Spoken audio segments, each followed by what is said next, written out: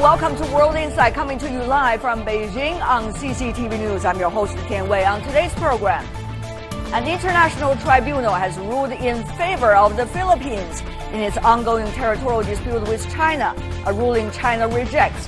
What's next? And EU officials have arrived in Beijing to meet with Chinese President Xi Jinping. Will the economic fallout from Brexit impact China's relationships in the region? We start today's show with the South China Sea arbitration.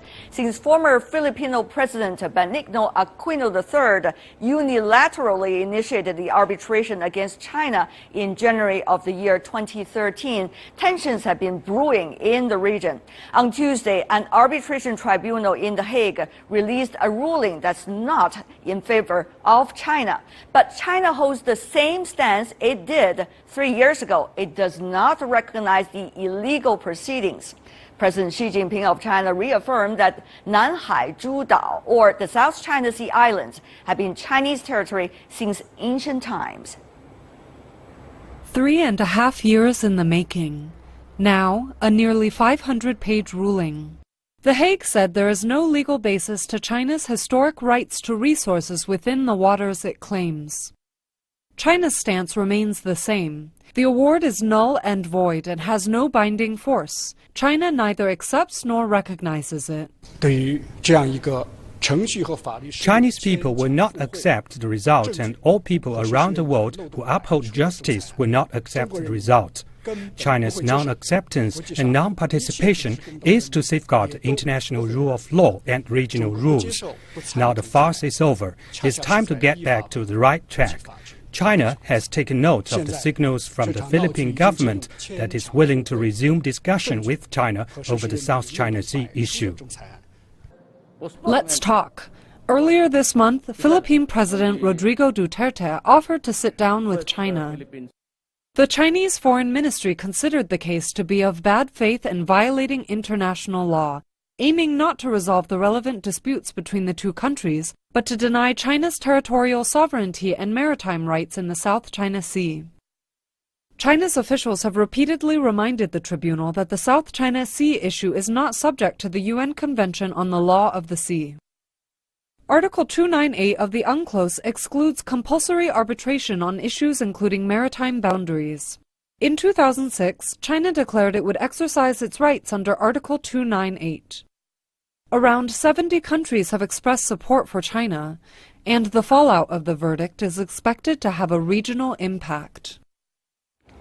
And for more discussion on the result of the South China Sea arbitration, we are joined in our studio by Professor Zhu Feng, Executive Director of the China Center for Collaborative Studies of the South China Sea from Nanking University. And also in Bonn, we are joined by Professor Stephen Tolman, who is the Director of the Institute of Public International Law at the University of Bonn. Welcome to both of you, gentlemen. First of all, I would like to get immediate comment from both of you about the award coming from the arbitration.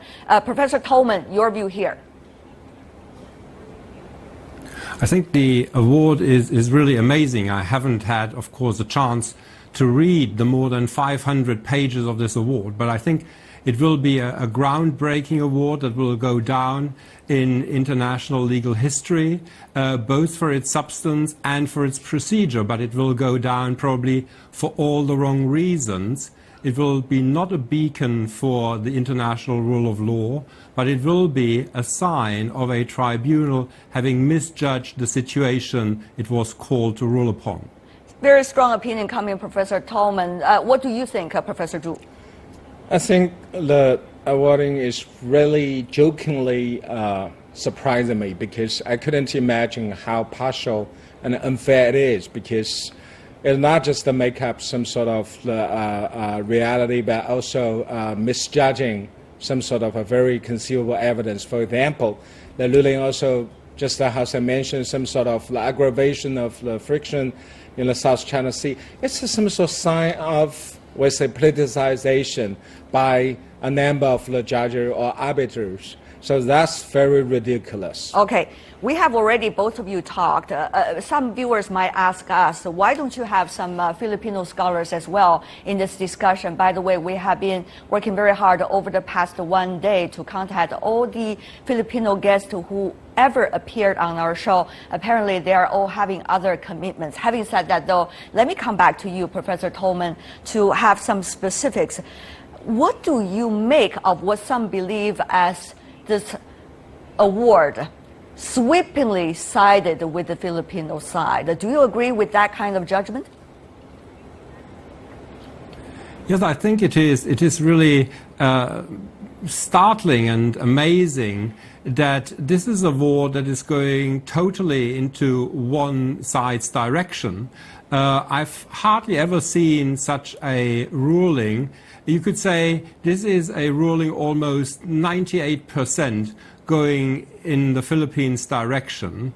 There is no balance, and I also think this one-sided ruling does not really meet the complexity of the case. There is hardly a case where there is a clear black and white situation, but the ruling really gives the impression that there is a black and white world out there in the South China Sea, and it seems to be that China is being allocated the black part, and the Philippines is allocated the white part in this scenario. Professor Tolman, some would say, well, the Chinese did not participate in the proceedings at all, and therefore they probably will be the black part, quote unquote.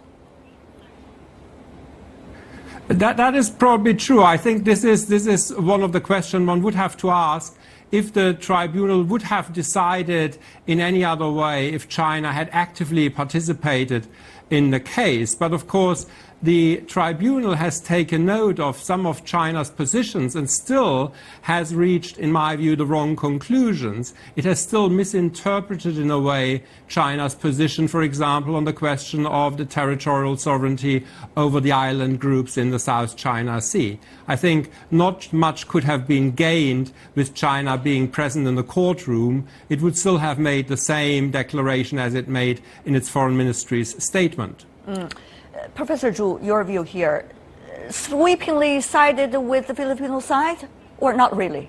Of course, it's a reality. So then that's also a very appalling reality we could easily figure out from this award. We say, what's the international arbitration? First of all, it should just keep some delicate balance between the different sides. Second, it also should be very solid reflection of some sort of, we say, such a contending arguments, rather than just unbelievably and overwhelmingly leaning towards one side. To be honest, I don't care how favorable or unfavorable from this awarding, but we need justice. We need fairness. But I couldn't find any such words, any such meaning from this award. So I have to say it's completely a consequence of a politicization. Okay. Professor Tolman, let's just be very professional. I know you have been over the past few minutes. Let's continue to be that way. What does this mean, this precedence from this arbitration, the award? How much impact and implication would they have for other territorial disputes between countries, among countries? Particularly with the fact this time reefs have become the most significant issue in judging about territorial disputes. If that is the case, what would that mean for all the other countries who have territories on the sea? Many would ask this very significant question. Professor Tolman. I think this is a groundbreaking judgment, not just for China and the Philippines, but for the whole international community. It will have reverberations well beyond this very dispute, and it will affect the territorial claims of many other states. We could say maritime boundaries will have to be redrawn after this decision, because many of the islands on the basis of which states have made claims to maritime entitlements will no longer be accepted as islands that generate these maritime entitlements. So this will have effects for many states, including the United States, Canada, but also Japan and other states in Southeast Asia. And what would that mean? Will others take advantage of this award and file similar territorial disputes requests like the Philippines to whatever the special arbitration? And what kind of situation would that be, Professor Tolman, eventually? I think what we have at the moment is the pronouncement of the arbitral tribunal. We will have to see how the international community reacts to this decision. We have seen many decisions by international tribunals before where states, the international community, have not accepted a particular ruling and have acted contrary to that ruling. So I would suspect that many states will not accept the tribunal's ruling on the status of islands and low tide elevations. I cannot see the United States or Canada, or for that reason Japan, change its legal views, which it has held for many years, and give up territorial claims in various sea areas. So what I would say is we will have to wait and see how states react to this ruling and whether they will abide by this ruling. Because, of course, many of the pronouncements made by the tribunal are of a general nature that will also affect other states. Right. The UNCLOS itself, as we mentioned many times, have the issue of whether it should have jurisdiction over the sovereignty when it comes to these kind of special arbitrations. Having said that, though, talking about attitudes coming from relevant parties, after the ruling was issued, the Chinese Foreign Ministry, on behalf of the Chinese government, responded immediately with a statement. Let's take a look at this, declaring that China's territorial sovereignty and maritime rights and interests in the South China Sea shall under no circumstances be affected by those awards. China opposes and will never accept any claim or action based on those awards. End of quote. That is the statement coming from the Chinese Foreign Ministry representing the Chinese government right after the award came out. Professor Zhu, having said that, though, what would this mean? That China's, first of all, no participation and no acceptance and no recognition of both the proceeding, now the award of this special arbitration? Of course, I think China's position has been very consistent and very clear-cut. But the problem is, before the releasing of the awards, then probably there will be some sort of a suspicion about how desirable such a complete, opposition will be. But after the releasing of the award, I think all the suspicion disappeared because faced with such a very, very, we say, misstructured and misplaced, international jurisdiction, I think that China not just lose the last theme of some sort of, we say, respect to the tribunal, but also I think it's become some sort of a very big, the fear of the future's, territorial disputes in South China Sea. Because if no one could find any justifiable trade, then why we should put the trust on this tribunal system? I see. Very interesting. Having said that, though, Professor Tolman, let me come back to you. What do you make of it? One party of those territorial disputes between this time, apparently China and the Philippines, is not even accepting the award. Does that make the award relevant? And in the future, does that make any award coming from these kind of special arbitration relevant? I think, of course, tribunals have to be judged by their rulings. And at the end of the day, especially a tribunal that has no means of enforcing its awards, will have to convince states by the quality of its judgment. Now, if a judgment cannot convince the international community, it will be without effect, especially, as I said, there is no enforcement mechanism. It will depend on the quality of the reasoning, and it will also depend on to what extent the award can contribute to the settlement of the dispute that is before the tribunal. Mm-hmm. Lastly, before we go, Professor, how are we going to make sure that our international legal system and international legal mechanism will be immune as much as possible? We can't say 100%, but as much as possible from now in the future to political and geopolitical manipulations. What does it take?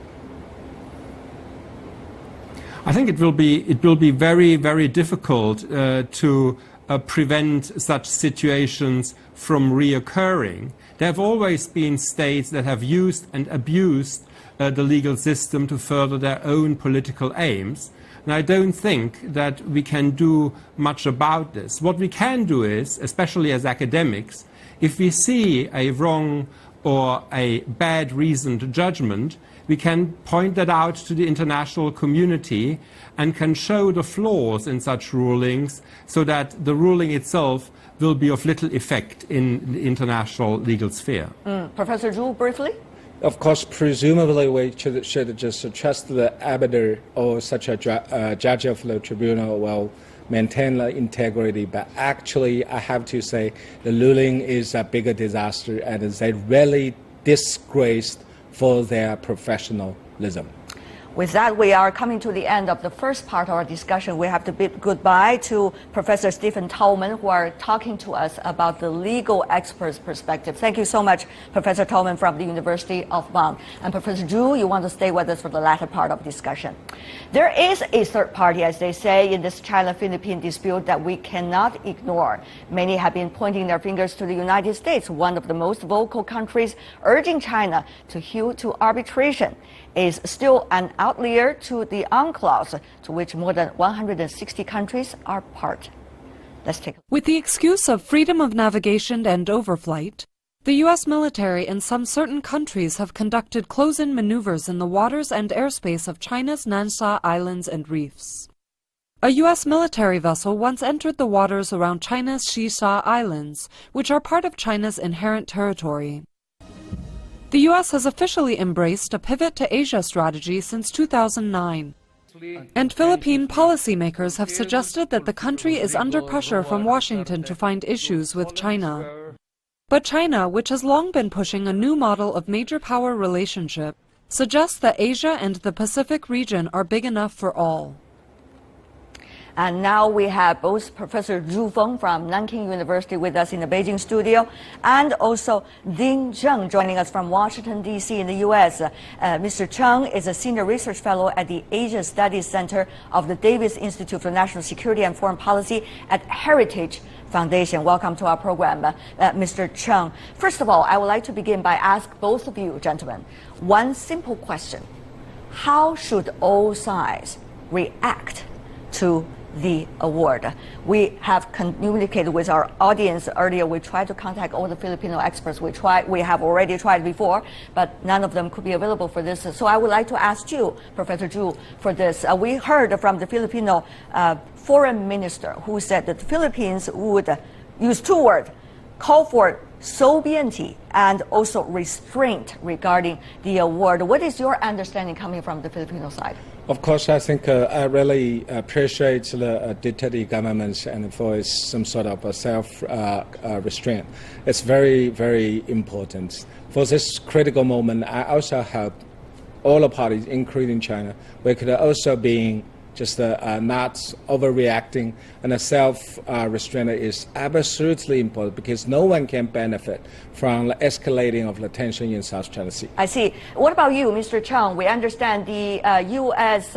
Aircraft carrier is still patrolling in the South China Sea.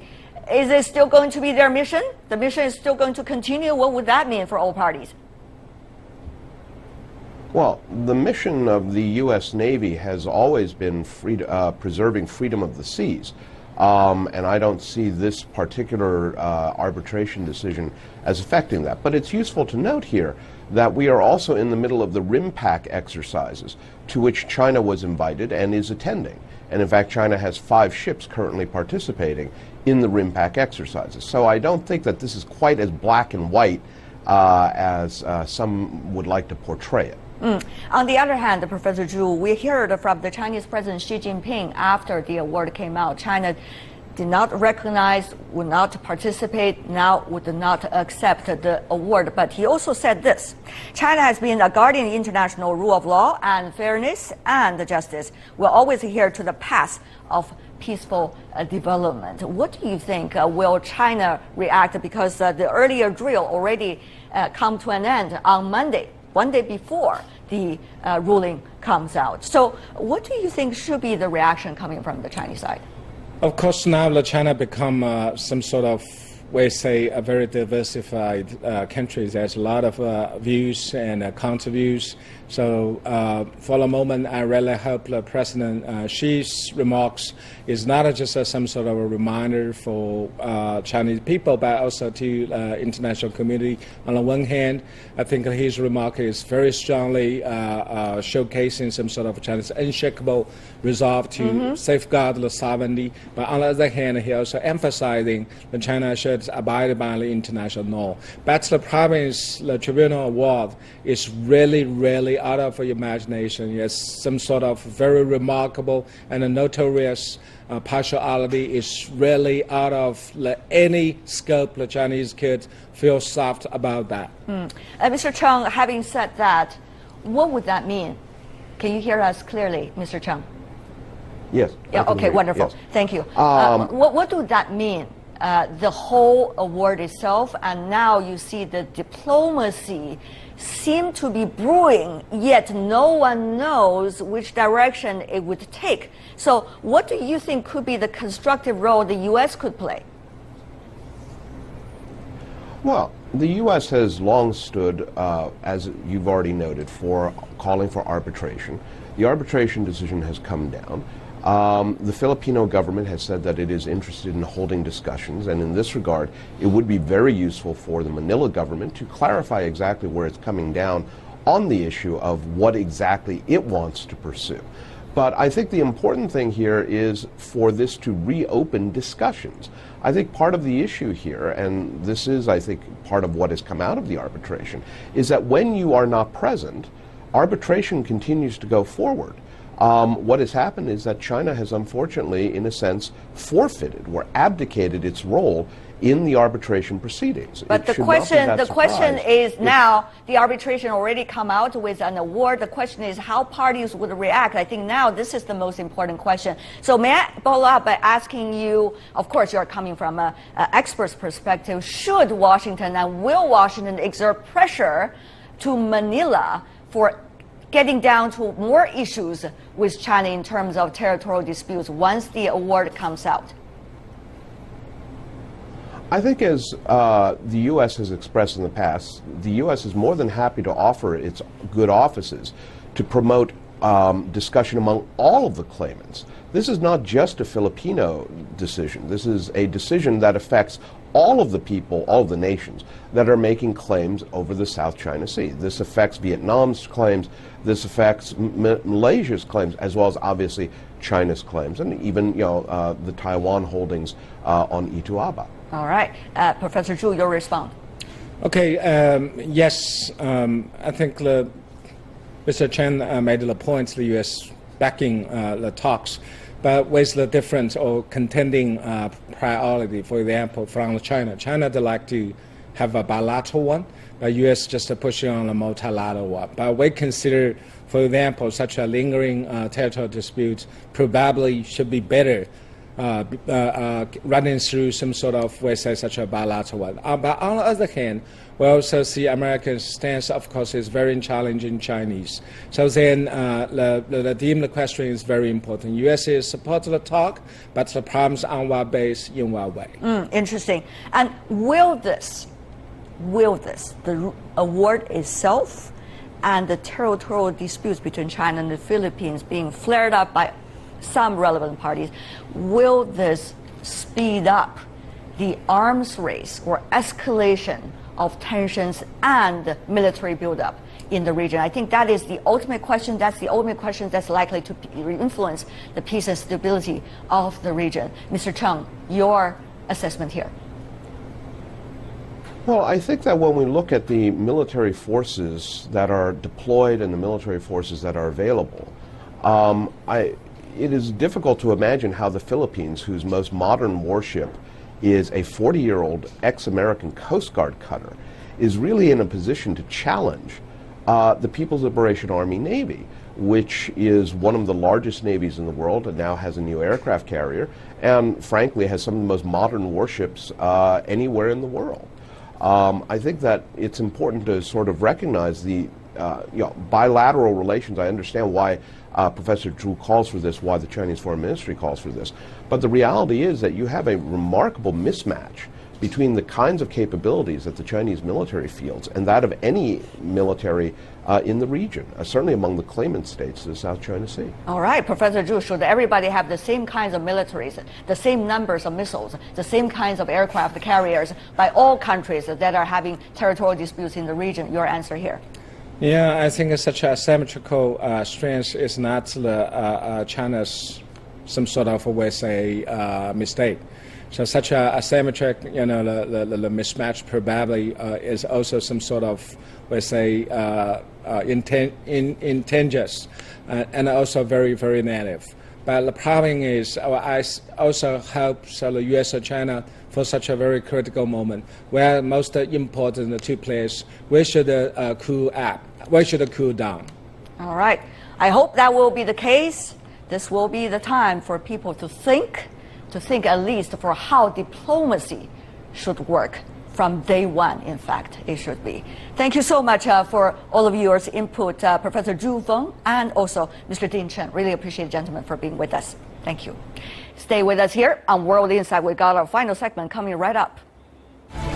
Weeks after Brexit, EU officials have arrived in Beijing to meet with Chinese President Xi Jinping. So how will China navigate its relationships with the EU and Britain? Welcome back. You're watching World Insight, coming to you live from Beijing. I'm Tian Wei. The annual China-EU summit has opened on Tuesday in Beijing. Since it began in the year 1998, the summit has been an important platform for deepening economic and political relations. Amid the current uncertainty of Brexit fallout and frictions over the steel industries of the two sides, the summit is set to boost the future cooperation and exchanges. Fostering deeper relations. China and the European Union kicked off a summit Tuesday, aiming to deepen the two sides' economic and political relations. President Xi Jinping met with European Council President Donald Tusk and European Commission President Jean-Claude Juncker on the sidelines of the summit. Officials say China will make an initial investment of about 2 billion euros in the European Union's new infrastructure fund at the summit. Also high on the agenda will be a proposed investment treaty between the two sides. We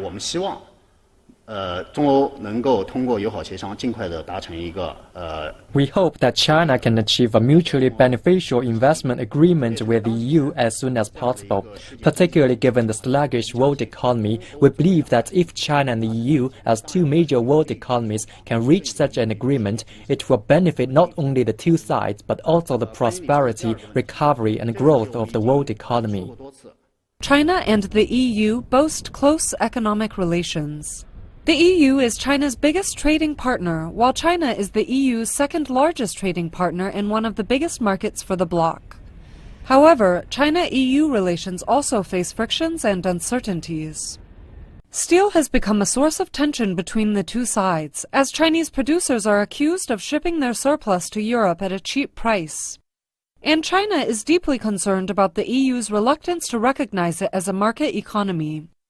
The recent Brexit adds further uncertainty to the relationship. The annual summit will be the first high-level meeting between China and the EU since Britain voted to leave the bloc. Beijing has fostered close ties with Britain in recent years. The UK is the first Western country to seek to become a founding member of the China-led Asian Infrastructure Investment Bank. And China brought in heavy investment to the UK when President Xi visited the nation in late 2015. But with or without the UK, the European Union remains a highly important partner to China. The China-EU leaders meeting in the aftermath of Brexit will be a good opportunity for the two sides to take stock of recent developments. And for more on the China-EU summit, we are joined in the Beijing studio, Mr. Cui Hongjian, a senior research fellow and director of the Department of European Studies from the China Institute of International Studies. Welcome, sir, to our program. Meanwhile, we're also joined from Brussels, Mr. Fraser Cameron, the director of the EU Asia Center, who is also a former British diplomat and EU official. Welcome to both of you. Mr. Cameron, we understand the UK welcomed its second female prime minister, Theresa May, even though the handover of power will take a few days between Mr. Cameron and Ms. May. It seems that politics stabilized a bit in London. What do you make of this new development? Well, it's quite extraordinary. It's almost like a Shakespearean drama, the way that the main advocates of the Leave campaign have all sort of dropped dead on the floor with daggers dripping blood. Johnson's gone, Gove's gone, Leedson's gone, Nigel Farage is gone, and Theresa May stands there as the winner. She was actually a quiet supporter of Remain campaign, and now she has got the difficult job, firstly, of uniting the party, and secondly, of negotiating a sensible withdrawal of Britain from the EU over the next couple of years. So it's a pretty big task, but most people think she is a very experienced and capable politician and will do a reasonably good job. What would that mean for Europe from your perspective, Mr. Cui? After all, the UK is still one of the biggest economies on the European continent, whether there's a Brexit or not. Yes, exactly. So I think that's the reason why I think, especially from China's perspective, we should keep a very close observation. How is the relations in future between UK and the EU? Because yes, now the UK is still the fifth biggest economy in the world, but maybe not tomorrow, because it depends on how could this kind of arrangement between UK and the EU, especially because from the Leave campaign during the referendum, they give a very, very good picture to average people in UK, so that once we leave from EU, we will have a bigger platform, we will have more and more opportunities to have a bigger and bigger economy. Yeah. There are three things that is fluid right now, Mr. Cameron, it seems. One is how the UK would assemble itself together once again, be united, quote unquote, to work on its own problems and challenges. Secondly is how the EU would also clean its own backyards in order to get rid of some of the problems and move forward for the better. The thirdly, of course, is the interaction between the UK and the EU, and what would that mean for all the other countries who are looking at themselves and suggesting whether they should stay or remain under what circumstances. So, Mr. Cameron, given all of these three fluid fronts, what do you think could be the advice that you could have for China, who is, of course, looking at the European continent, pondering, what's next? Well, nothing's going to change in the immediate future. Britain will be a member until 2019. And in that period, I think some of the issues will be clarified as regards the outlines of a new trade deal between Britain and the EU. Meanwhile, the EU will continue trade negotiations with China, with Japan, India, the United States, and will take into account these new circumstances. So there will be a certain amount of uncertainty, but basically the EU will remain in business, and as we know from today's summit, it will want to remain a good partner for China. The EU wants to remain as it was to a certain extent, Mr. Cui, but that is coming from the EU leaders. Yeah. It is not necessarily coming from the statement, every capital. So there is a difference between that. And having said that, though, Mr. Cui, what do you think? After this Brexit, there has been a lot of soul-searching, both inside the UK and in other countries of the EU, about what kind of politics they want. What kind of European Union they want, what kind of freedom, as they committed the 4 types of freedoms of the EU, they really want, and under what circumstances. So how would this eventually impact on the future direction of the EU as a whole? Yes, I think that certainly now it's a very, very big question for European Union, for European integration, as we call it. But of course, the Brexit and also the referendum, it's just a very, British-style answer to this question. Of course, the answer is we have to leave. But of course, now that's also a reason why now within the European Union, there are more and more debates or discussions. How could the European Union do some reform to, to be faced with this, all of these, different answers from member states, not only from UK, because if we, as we know now, there are some more and more, Eurosceptics in member states, not only from UK, from Central and Eastern European countries, but certainly there are, different concerns and different answers. But I think maybe some common, questions to European Union is how could the European Union to have some more efficiency to deal with some issue like a refugee issue or data crisis, and how could the European Union have some more representativeness, not only just have a parliament, how could narrow down the gap between the, the elites in Brussels and those average people in member states. Yes, that's very interesting. That is also an issue, the efficiency issue concerning, it seems, some of the issues between China and the EU. For example, market economy status. Mr. Cameron, Beijing has been insisting on its rights to embrace a market economy status coming from the EU. We understand there has been different opinions over the years, member states, they do not necessarily agree with one another, and there's the efficiency issue as well, the proceedings. So what do you make these kind of international relations, international trade and economic ties issues? Will that be, in a way, getting better resolved with the soul searching of the EU after Brexit? Or am I doing some wishful thinking? Yeah.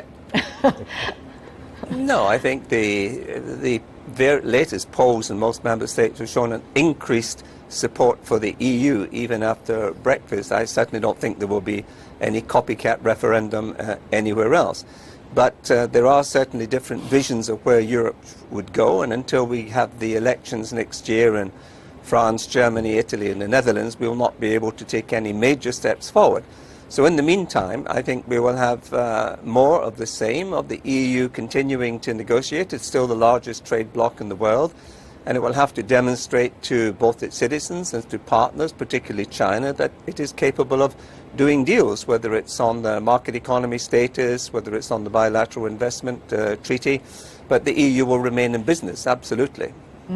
What do you think, Mr. Cui? Market economy status, China's enormous amount of investment and potential investment on the European continent, how would these be better protected in a way so that the trade relations will still be on track?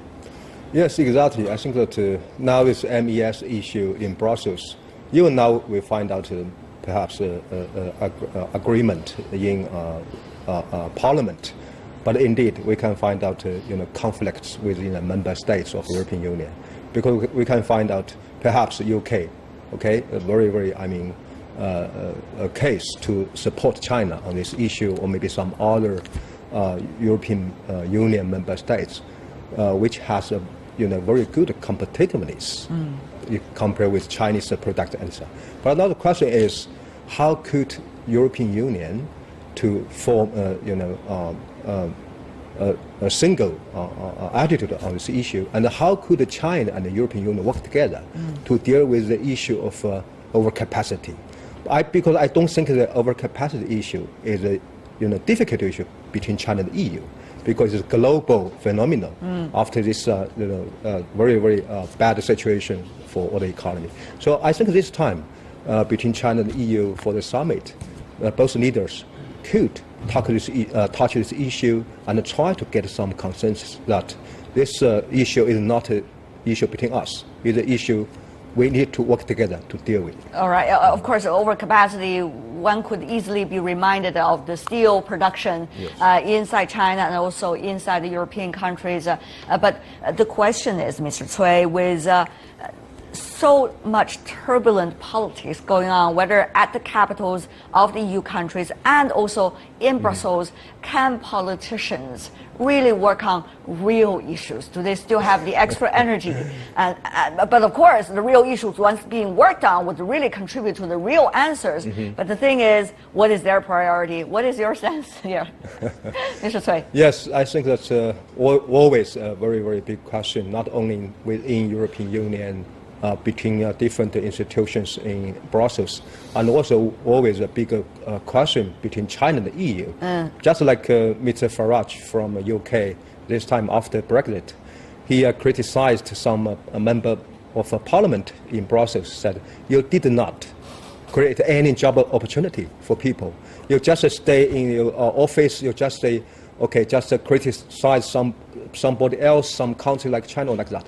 So I think now the question is, how could the European Union recognize the common challenge for China and the European Union? I see. Of course, Mr. Farage's statements have been interpreted in so many different ways by so many different people who get to know his personalities over the decades. But having said that, though, Mr. Cameron, your thoughts, can the politicians really work on the real issues, particularly issues between China and the EU? After all, these are big trade partners for one another.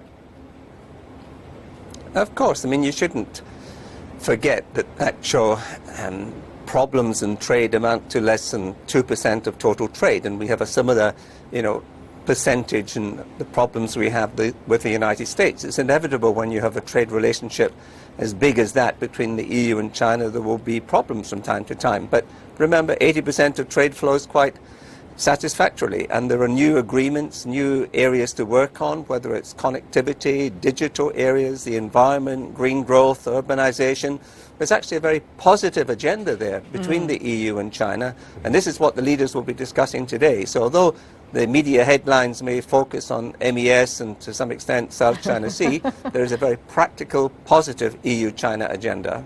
That's why we're featuring this topic also on our show as well, Mr. Cameron. Thank you so much, Fraser Cameron and also Cui Hongjian. Thank you very much, the two gentlemen, for being with us. Appreciate it.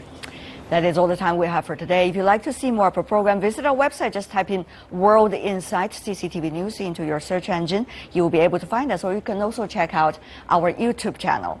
From me, Tian Wei, and everyone at the World Insight team, thanks for watching, and tune in again tomorrow for more insights from across China and around the world. Good night.